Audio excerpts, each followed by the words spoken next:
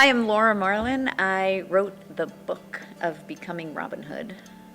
And I'm Phil Gorman, and I wrote the music. Not so easy to wrap this show up in a nutshell because it's had such a long process.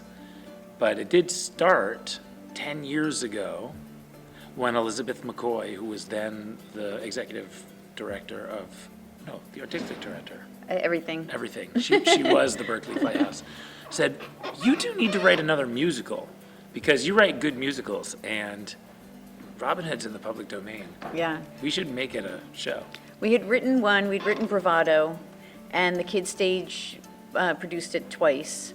And then Elizabeth, we wanted more musicals for the Kids Stage that had a lot of really great parts and a balance in gender roles, that there wasn't just a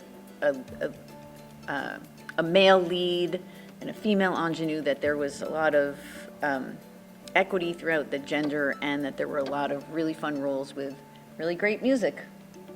And then we kept writing and writing and writing and revising, and eventually we had a youth stage production that was ready to go up before COVID hit.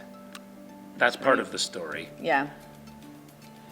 And then we picked it up a couple years later, started putting it back on its feet, and at that point, I think the office here said, this show is really good.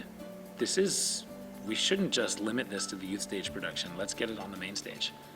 And post-youth stage production, we spent the last year revising, adding, changing, and turning it into the main stage production that it is Yeah. today.